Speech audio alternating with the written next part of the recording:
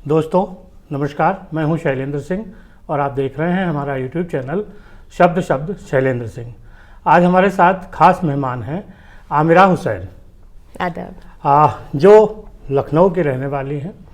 इन्होंने आर्ट बचपन से शुरू की बनाना। एक कॉलेज के दिनों में ही एक अलग तरीके का इनका माहौल था, जहाँ पे कि बहुत सारे बच्चे खेलते हैं, दूसरी चीज़ें करते हैं, लेकिन आमिरा का जो रुझान था वो आर्ट की तरफ था।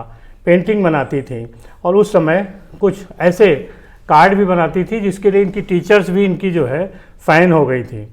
तो ये पूरी सिलसिलेवार हम कहानी आज सुनेंगे आमिरा से, और एक आर्टिस्टिक इंसान समाज के लिए कितना ज़रूरी होता है और क्या उसके चैलेंजेस होते हैं, इस पे भी बात करेंगे। आमिरा की पेंटिंग एग्जीबिशन बहुत सारे देशों में लग चुकी है, इंडिया के कई हिस्सों में लग चुकी है, लखनऊ में भी लग चुकी है, और अभी वो दिल्ली में एक आर्ट एग्जीबिशन प्लान कर रही हैं जो अवध की संस्कृत, जो गंगा जमुनी तहजीब कही जाती है, उस पर आधारित होगी। आमिरा की पेंटिंग की एक और ख़ास बात है कि जो आर्किटेक्ट है उस पर है, फ्लावर्स हैं और पोर्ट्रेट इनकी खासियत है। और सबसे बड़ी खासियत ये कि इन्होंने सीखा नहीं है। इन्होंने जो ग्रेजुएशन किया, जो पीजी किया, वो मल्टी मीडिया में किया और वहाँ पे टॉप किया। साथ ही साथ अब उसी के साथ इंटीरियर कर रही हैं। एक लंबा अनुभव है।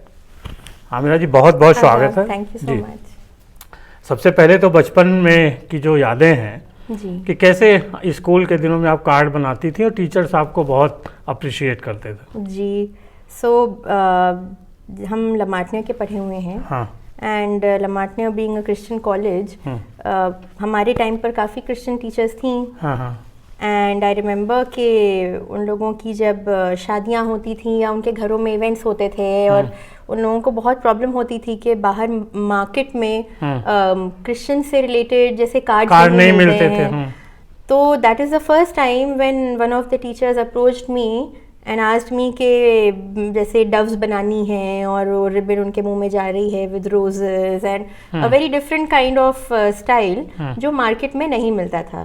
तो पहली बार मैंने उनकी शादी का कार्ड बनाया था। अच्छा। उनकी शादी यूएस में हुई थी फिर जाके, एंड हमने पेंट किया था पूरा, उसके थैंक यू कार्ड्स, उसका जो पूरा सारा सब होता है, और उसके बाद उसकी प्रिंटिंग हुई थी, सब हुआ था, and turned out to be very beautiful. अच्छा। तो वो जब देखा हमारी बाकी टीचर्स ने भी, उन्होंने भी बहुत अप्रिशिएट किया उस चीज़ को, एंड दे ऑल्सो रियलाइज कि जब फिर धीरे धीरे जैसे जिसकी बारी आती गई, तो मैंने कम से कम 10 से 12 टीचर्स की शादी के कार्ड्स जो हैं वो बनाए हैं लमाटनिया में रहते रहते। और हमेशा ऐसे ही किया, कभी उसके लिए कोई कमर्शियल वो नहीं किया कि भाई, बिकॉज कभी दिमाग में उस तरह की चीज़ ही नहीं आई। टीचर हैं, काम दे रही हैं, बिल्कुल बहुत खुशी से, हमें मज़ा आता था कि कुछ नया बनाने को मिल रहा है, तो वो एक हमें बहुत मज़ा आता था। मतलब आर्टिस्टिक सोच आपकी बचपन से थी? जी, वो तो हमारी मदर की वजह से जो माहौल है वो बचपन से जो है वो रंगों के बीच में हम पले बड़े हैं। बिल्कुल। फिर यहाँ से जो करियर आगे बढ़ा, तो आपने कंप्यूटर में मल्टीमीडिया एडिशन के लिए आप गई। जी। क्यों नहीं पेंटिंग सीखा, या वहाँ जाके पेंटिंग का क्या उपयोग हुआ आगे? पहली चीज़ कि पेंटिंग हमने इसलिए नहीं सीखी क्योंकि हमें बाय द टाइम हम 12th में आए, मुझे ये पता था कि मेरा हैंड की स्किल बहुत स्ट्रांग है, क्योंकि मैं अपने कंटेम्प्रेरी में भी देख रही थी कि I was one of the best. And मैं बाकी बड़े बड़े लोगों के भी काम देखती थी, तो मुझे रियलाइज होता था काम देखे कि नहीं, मेरी स्किल बहुत अच्छी है, तो उस चीज़ को मैं और बेहतर कर सकती थी। मगर कहीं मुझे ये चीज़ भी लगती थी कि ऐसा ना हो कि मेरा स्टाइल चेंज हो जाए। अच्छा। यू नो, ऐसा होता है कि आप जब फाइन आर्ट्स की डिग्री करने जाते हैं, तो सिलेबस के हिसाब से चलना पड़ता है। You learn a lot of course, आप बहुत सीखते हैं, बहुत ज़्यादा उसमें अलग तरह की चीज़ें आप सीखते हैं, और आपके कहते हैं ना practice makes perfect. But I was already practicing, क्योंकि वो मेरा चलता जाता था। I have never stopped painting, I have always painted. मगर मुझे ये लगता था कि कहीं मेरी जो स्टाइल ऑफ पेंटिंग है वो कन्वेंशनल ना हो जाए। जी। जैसे हम अलग तरह से सोचते हैं, कहीं वो चीज़ कहीं लिमिट ना हो जाए। तो एक वो था। दूसरा ये भी इम्पोर्टेंट फैक्टर था, हम चाहते थे कि मैं कोई नई स्किल सीखूं, जो चीज़ मुझे नहीं आती है, या जो चीज़ में मुझे लगता है कि मुझे सपोर्ट की ज़रूरत है, वो चीज़ मुझे लगता था सीखना ज़्यादा ज़रूरी है। And I was very much interested in animation and because I was good at hand and तो मुझे होता था कि I want to know how to make cartoons and web designing कैसे करते हैं because that was something I didn't know.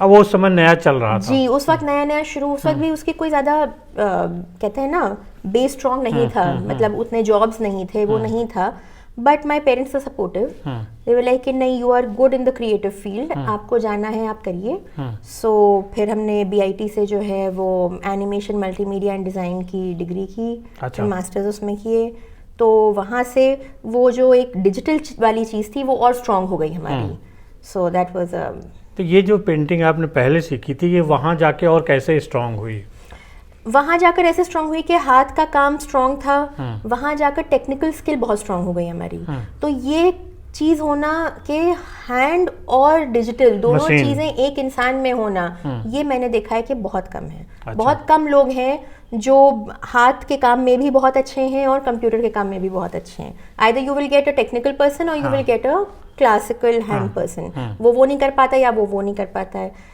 and I'm good at both so I'm able to merge both of them together also so I come up with new things नई चीज़ें बना पाते हैं हम जब आपने इंटीरियर डिज़ाइनर के अपने करियर को आगे बढ़ाया जी. तो इन दोनों का एक आपको सपोर्ट मिला बिल्कुल क्योंकि देखिए किसी भी डिज़ाइन किसी भी तरह की हो उसमें आपके जो बेसिक प्रिंसिपल्स हैं वो सेम रहते हैं आपका कलर कॉम्बिनेशन बहुत स्ट्रॉन्ग रहना चाहिए आपकी कलर थ्योरी बहुत सुलझी हुई रहनी चाहिए आपका कॉम्पोजिशन आपको पता होना चाहिए कि क्या चीज़ किसके साथ जा रही है बहुत ज़्यादा एक्स्ट्रा भी नहीं होना है बहुत ज़्यादा मिनिमल भी नहीं होना है एंड ऑफ कोर्स फिर in the end it's about the client और उनकी क्या चॉइस है मगर करना तो आपको है एग्जीक्यूट उसको तो सारी चीज़ें प्ले करती हैं रोल तो उसके लिए वो चीज़ें हमेशा हैंडी आती हैं क्या खासियत है आपके इंटीरियर में किन चीज़ों को आप ध्यान रखें एक तो जो क्लाइंट है उसकी अप्रोच होती है पर आप उसमें क्या चीज़ें इनबिल्ट करती हैं सो हमारा देखिए बिकॉज ऑफ माई एटमॉस्फेयर हमारी मदर जो है वो हम बचपन से देखते आ रहे हैं कैसे उन्होंने पुराने बूटों को रिवाइव किया है जो स्टिचेस चली गई थी चिकनकारी की उन्होंने उन चीज़ों को रिवाइव किया उन्होंने ब्रोकेड के कितने स्टाइल्स थे जो ख़त्म हो गए थे उनको रिवाइव किया कितनी तरह की वीविंग थी उन्होंने अपनी उसको चीज़ों को उन्होंने दोबारा ज़िंदा किया है तो वो चीज़ें हम देखते थे कि कितना ज़रूरी है और वो ज़माने की हम बात करें 90s की जब कोई ये सब बातें नहीं करता था कि हैंडलूम डे होगा और हैंडीक्राफ्ट डे होगा और save this and save that किसी को कोई मतलब नहीं था my mother was the first one who started this in India कि चीज़ों को रिवाइव करो पुरानी चीज़ें वरना मर जाएंगी तो वो चीज़ बहुत स्ट्रांगली इनबिल्ट है हम लोगों के अंदर इतनी ज़्यादा कि हम लोग जब बाहर काम भी करते हैं तो हमारा मैक्सिमम वो होता है कि हाथ का काम कैसे इनकॉर्पोरेट करें उसमें चाहे वो कारपेट्स में हो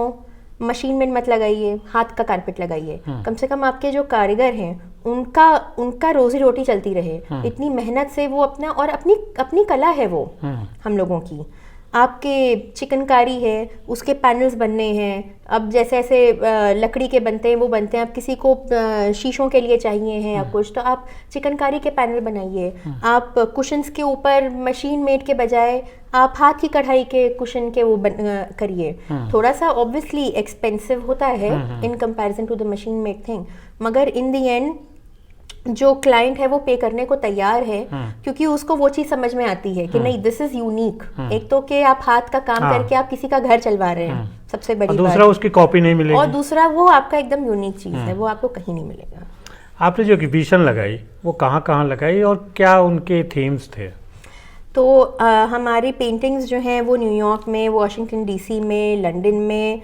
हैदराबाद में और काफ़ी जगह जो है वो एग्जिबिट हो चुकी हैं और लखनऊ में तो हो ही चुकी हैं एंड माशाल्लाह से the response has always been so good कि हमेशा I have sold all my paintings कभी मुझे ये नहीं हुआ कि मैंने पेंटिंग बनाई और वो रखी हुई है तो दैट अल्लाह का शुक्र है कि उनकी जो है वो है दुआ है सबकी और काफ़ी हमारी पेंटिंग्स तो ऑक्शन भी हुई हैं तो कुछ ऑक्शन होके पाकिस्तान गई थी US से वो भी एंड बाद में मुझे पता चला कि वो जो है $8,000 की ऑक्शन हो गई और मुझे यकीन ही नहीं आया था कि $8,000 की मेरी पेंटिंग ऑक्शन हुई है which is a huge thing and उसमें क्या था उस पेंटिंग में? उसमें लखनऊ की जामा मस्जिद बनी हुई थी। अच्छा। या जामा मस्जिद का वो था और अल्लाह अकबर उसमें लिखा हुआ था। And it was a very beautiful vibrant painting yellow tones में। तो वो गई थी अच्छा। ऑक्शन होके। सो ऐसे एक्सपीरियंसेस बहुत अच्छे रहे हैं। अभी आपकी दिल्ली में प्लानिंग कर रही हैं आप, जी। कब तक की उम्मीद की जाए और क्या उसके पीछे की थीम है? So end of the year तक हमारा कलेक्शन रेडी होगा। And this topic is Ganga जमनी तहजीब ऑफ लखनऊ। और जैसे आपको पता ही है कि बहुत मशहूर कहावत है यहाँ कि लखनऊ में सुन्नी शिया की लड़ाई हो जाती है मगर हिंदू मुसलमान की लड़ाई नहीं होती है। एंड आई होप कि ऐसे ही रहे और जो हम लोगों की आपस की तमीज़ तहजीब और जो हम लोगों के रिश्ते बने हुए हैं पुराने वो ऐसे ही बरकरार चलते रहें। एंड उसी थीम को लेकर I am making this new collection. And it's actually dedicated to one of my mentors who's no more. He died in COVID. His name was Mr. Avnikant Dio. He was a very big artist. And वो बहुत मुझे tips देते थे मेरे काम पर। और उनके दिल की वो चीज़ थी कि आमिरा तुम ऐसी वो बनाओ कि जो लखनऊ की, क्योंकि उनको पता था हम लोग किस तरह के माहौल के हैं, लेकिन जिस तरह से तुम उसको डिपिक्ट कर सकती हो क्योंकि तुम उस चीज़ में पली बड़ी हो, वो बाकी लोग नहीं कर पाएंगे। तो तुम उस चीज़ को जो है कैनवस पे लेके आओ। और हमने उस टाइम पर 5-6 पेंटिंग्स के वो बना लिए थे ड्राफ्ट ऑलरेडी। फिर वो कोविड में उनका हो गया इंतकाल and it was a very bad time because at that time he was director of National Gallery of Art in Delhi. And मतलब बहुत सीखना था उनसे और he was like a father figure. So this collection will be dedicated to him इंशाल्लाह। अच्छा। And बस काम चल रहा है उसके ऊपर। तो अभी आपका जो फोकस है करियर में वो इंटीरियर की तरफ ज़्यादा है? वो हमारा काम है, वो चलता रहता है क्योंकि देखिए being in a design field आप लिमिट नहीं कर सकते हैं कि जब हमारी पेंटिंग्स हमारी साथ साथ चलती रहती हैं वो हम अपना बनाते रहते हैं, साथ में I have to raise my son also and काम भी करना है। और उसमें हमको ये भी होता है कि भाई हम हैंडीक्राफ्ट रिलेटेड भी चीज़ें करते रहें ताकि somehow I'm giving back also। क्योंकि इतना हम लोग सीख के पढ़ लिख के अगर हम लोगों को कोई फुटिंग मिली है, I feel it is our duty कि हम लोग उस चीज़ को जितना नीचे तक पहुंचा सकते हैं उसको पहुंचाएं और दूसरों का फ़ायदा करवा पाएं। क्योंकि हमने अपनी मदर से भी यही सीखा है कि दूसरों के लिए कितना काम कर सकते हैं उतना करना चाहिए। आपके जीवन में आपकी मदर का बहुत रोल है और आप उनसे बहुत इंस्पायर हैं। बहुत ज़्यादा जी। क्या कैसे उनको देखती हैं? कुछ थोड़ा नए लोगों के लिए बताइए जो कई बार फैमिली और आजकल के ज़माने में थोड़ा फैमिली का जो बाउंडिंग है वो कमज़ोर हो रही है। कैसे एक माँ के बेटी के जीवन में माँ का महत्व होता है? आई थिंक माँ का महत्व बेटा हो या बेटी हो सबके जीवन में बहुत ज़्यादा होता है। बट हमारे साथ ये था कि मैं इसलिए नहीं कह रही हूँ कि वो मेरी माँ है, मगर आप इन जनरल आप औरतों को देखिए। My mother is a very strong woman. In general बहुत ज़्यादा स्ट्रॉन्ग है और बहुत मुसीबतें झेली हैं उन्होंने अपनी लाइफ में, जिसकी वजह से उन्होंने उसको जिस तरह से ओवरकम किया, कभी किसी की बुराई नहीं की, कभी किसी का हक नहीं मारा, अपने बलबूते पर अपना मेहनत कर कर वो आई हैं आज जहाँ वो जिस मुकाम पर हैं। और उसके साथ साथ उन्होंने साथ में और कितने लोगों को अपलिफ्ट किया है अपने साथ, कितनी औरतें, कितने बच्चे, कितने ख़ानदान आज चल रहे हैं तो सिर्फ उनकी वजह से चल रहे हैं। That in it self is such a big thing. अगर आप किसी एक का भी घर चला पाएँ उससे बड़ा सवाब का काम क्या है? मतलब हम लोगों के यहाँ तो यही कि भाई आप किसी का हक ना मारिए, आप दूसरे की मदद करिए, अपना सही उस पर चलिए, कोई ऐसा काम मत करिए जिससे किसी का दिल दुखे। And my mother has done all of that and she is continuing that even though उनको बहुत एडवर्सिटीज़ आती हैं, मगर उनका सबसे मज़ेदार बात हमको ये लगती है कि उनका मिजाज नहीं बदलता कि मेरे साथ इतनी बड़ी चीज़ हो गई, ये हो गया, जैसे लोग होते हैं कि मैं विक्टिमाइज कर लेते हैं ना अपने आप को कि मेरे साथ तो ये हो गया, अब मैं ये काम नहीं कर सकता, या मेरे साथ तो ऐसी मजबूरी हुई है, तुम क्या जानो। मगर उसके बावजूद वो हमेशा उससे और ग्रेसफुली निकल के आती हैं। And that is one thing that I have learn from her, that one should be very strong, specially being a female. औरत होने के लिए, इसीलिए अल्लाह ने बनाया ही है। औरत और मर्द को आप देखें तो औरतें हमेशा स्ट्रॉन्गर होती हैं जी। उनकी कोई, जैसे लोग कहते हैं ना कि इक्वालिटी के लिए औरतें लड़ती हैं, हम कहते हैं इक्वालिटी के लिए औरतें नहीं लड़ सकती क्योंकि औरतें ऑलरेडी बहुत आगे हैं। हाँ। चाहे आप मेंटली लीजिए, चाहे आप ताकत के उससे लीजिए, सिर्फ फिजिकली जो है हाँ। वो औरतों को, हाँ, औरतें थोड़ी सी वो हाँ। है, मगर फिजियोलॉजी जो है उनकी है वो सब बहुत ज़्यादा आगे है, जिसकी वजह से मुझे लगता है आदमी डरते भी हैं, जिसकी वजह से औरतों को थोड़ा करके रखा जाता है। मगर जो ताकत अल्लाह ने औरतों को दी है दिल की, दिमाग की, वो सिखाई नहीं जा सकती। और उसको अच्छे से किसी का बुरा ना करके दूसरों को अपने साथ उठाने की जो पावर होती है वो बहुत ज़रूरी है मेरे ख्याल से। दोस्तों, जो आमिरा ने बात की वो आसमा हुसैन जी की बात की, वो उनकी माँ हैं। और लखनऊ ही नहीं, यूपी और भारत जहाँ भी लोग हैं जो फैशन डिज़ाइनिंग से जुड़े हुए हैं और थोड़ा सा सोशली एक स्थान की जानकारियाँ रखते हैं, वो आसमा जी के नाम से ऐसा नहीं होगा कि वो न जानते हों। तो ये आसमा जी की चर्चा हो रही थी। आपकी कुछ और हॉबीज़ हैं?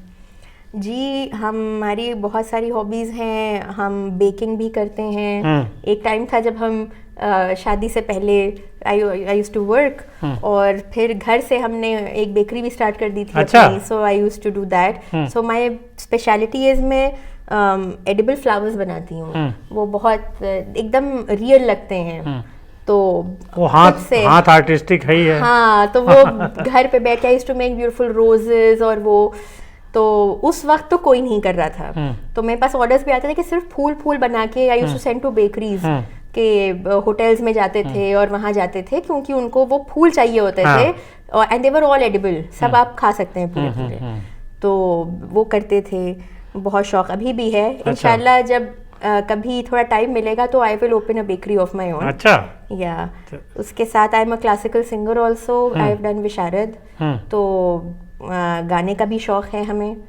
एंड तो पढ़ने के साथ साथ ये सारी चीज़ें कैसे मतलब सीख लिया सब कुछ? सब हम छोटे ही थे तो मम्मा ने विशारद हमारी करवा दी थी। क्लास 8 में हम विशारद हमारी ख़त्म हो गई थी, और उसके आगे निपुण भी कर लेते, मगर 10th का उसके सर्टिफिकेट चाहिए था तो वो अटक गया उस वजह से। अच्छा। तो हमने सब 10th से पहले ये सब कर लिया था। हमारे गुरु बहुत अच्छे थे, तो माशाल्लाह से वो था। आवाज़ तो मम्मा की बहुत अच्छी थी, उनको बहुत शौक था, तो वो नहीं सीख पाई, उनको था हम सीख लें। तो उस बहाने हम जो है सीख लिए। जी, भातकांडे से हमने किया था अपना। अच्छा, मैं एक बार कुछ और कहना चाहती हैं आखिरी में यूथ के लिए या समाज के लिए? यूथ के लिए हम यही कहना चाहेंगे कि ख़ास तौर से लड़कियों के लिए, कि उनको कभी ये नहीं फील होना चाहिए कि क्योंकि उनकी शादी हो गई या उनके बच्चा हो गया या वो माँ बन गई हैं, एक तो अपनी पर्सनालिटी नहीं खोनी चाहिए, दूसरा कोशिश करनी चाहिए कि ज़्यादा से ज़्यादा लोगों की मदद करें, क्योंकि कहीं ना कहीं घूम के वो चीज़ आती है। आप कितनी भी परेशानियां झेल लें, कर लें, मगर अंदर से ताकत तभी आती है जब आदमी अपना सही कदम पे चलता रहता है और कोई गलत काम नहीं करता है।